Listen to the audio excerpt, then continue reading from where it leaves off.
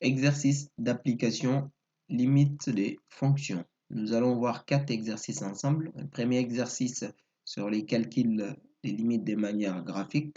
Un deuxième exercice, calcul les limites à l'infini. Troisième exercice, calcul les limites au voisinage d'un point. Et enfin, un dernier exercice sur les calculs des limites en utilisant les propriétés ou les théorèmes que nous avons vus ensemble. Premier exercice. Donc, je te rappelle le principe de fonctionnement. On va fonctionner de manière alternative. Je fais le premier exercice, puis tu mets la vidéo en pause pour faire le deuxième exercice et tu reviens voir la correction. Donc, exemple 1. Conjecturer les limites des fonctions, puis préciser les éventuels asymptotes. Donc, sur cette première figure ici, nous voyons que notre fonction a une borne à moins l'infini. Donc, ça veut dire on va calculer la limite quand x tend vers moins l'infini de f de x. Dans notre cas ici, ça fait directement 1. OK? Donc, calculons en même temps à plus l'infini. Donc, limite lorsque x tend vers plus l'infini de f de x, c'est aussi égal à 1. Donc, directement à ce niveau, on a une asymptote horizontale. On peut conclure que la droite d'équation y égale à, du coup, y égale à moins 1. Pardon, j'ai mis 1, c'est plutôt moins 1. C'est moins 1. Donc, la droite d'équation y égale à moins 1 est une asymptote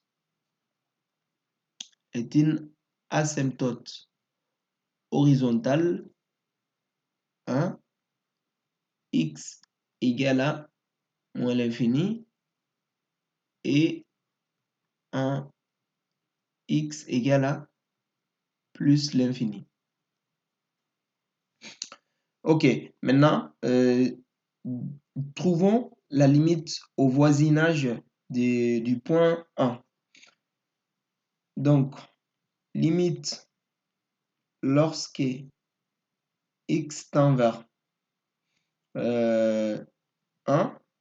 Donc, on va prendre à gauche, c'est-à-dire x inférieur à 1. Donc, il y a certains manuels qui notent de cette manière-là 1 moins pour dire à gauche x inférieur à 1 de f de x. Dans notre cas, ça nous donne plus l'infini.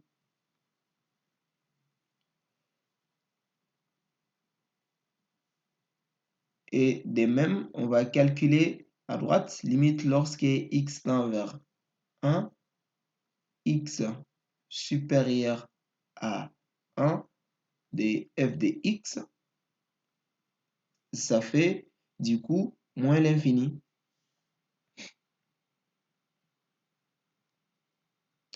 Donc, effectivement, c'est la valeur de f de x que l'on donne chaque fois. Donc, on regarde sur l'axe des ordonnées. Ici, quand on regarde la valeur de f de x, ça devient plus en plus grand. C'est pour ça qu'on a plus l'infini. Et lorsque cette valeur diminue, mais dans les négatifs, donc on va donner moins l'infini. Ici également, on a une asymptote verticale. On va dire la droite d'équation x égale à 1 est une asymptote du coup verticale. Une asymptote verticale. Et donc ça, c'était la question numéro 1. Maintenant, mets la vidéo en pause. Ensuite, tu fais la question numéro 2 et tu reviens voir la correction. Ok, très bien. J'espère que tu as trouvé les mêmes résultats que moi. Limite quand x tend vers moins l'infini de f de x égale à moins 3. Regardons ici sur la figure. On voit bien qu'on tend vers moins 3 à moins l'infini.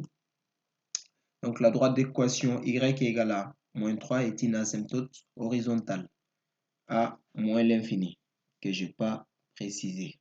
Hein? Moins l'infini.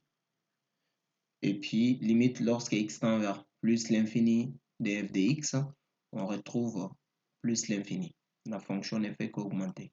Maintenant, passons sur l'exercice numéro 2.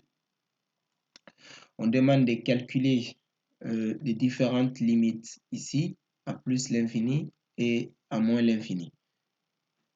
Donc, on va commencer par notre première fonction, limite lorsque x tend vers plus l'infini de la fonction f de x qui vaut 3x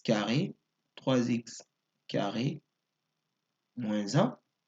Ça, c'est bien égal à plus l'infini. Puisque ici, on a plus l'infini au carré qui vaut plus l'infini. Donc, fois 3 qui est toujours plus l'infini. Donc, plus l'infini moins 1, ça fait plus infini. Donc, on va calculer la limite en moins l'infini. Limite lorsque x tend vers moins l'infini de 3x au carré moins 1, c'est toujours égal à plus l'infini, puisque nous avons moins l'infini au carré qui vaut plus l'infini.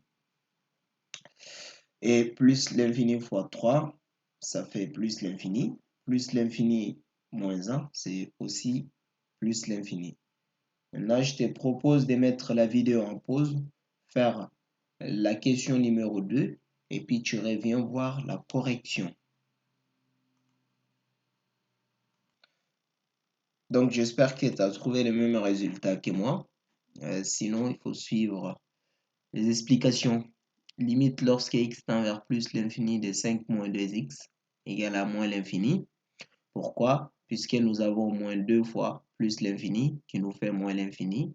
Et puis 5 moins l'infini, ça fait bien moins l'infini. Et limite quand x tend vers moins l'infini de 5 moins 2x, ça fait plus l'infini. Parce qu'on a moins 2 fois moins l'infini qui nous fait plus l'infini. Et 5 plus l'infini, ça fait plus l'infini. Maintenant, passons sur la question numéro 3. Alors, limite lorsque x tend vers plus l'infini de 2x puissance 3 plus x plus 1. Ça nous fait, alors, plus l'infini, plus l'infini, ça fait plus l'infini. Plus 1, c'est toujours plus l'infini. Après, limite lorsque x tend vers moins l'infini de 2x 3 plus x plus 1. Ça fait moins l'infini puissance 3, c'est toujours moins l'infini. Moins l'infini, moins l'infini. Donc, plus fois moins l'infini, ça fait moins l'infini. Donc, moins l'infini, ça fait moins l'infini. Voilà. Donc, je te propose de mettre la vidéo en pause, faire la question 4 et revenir voir la solution.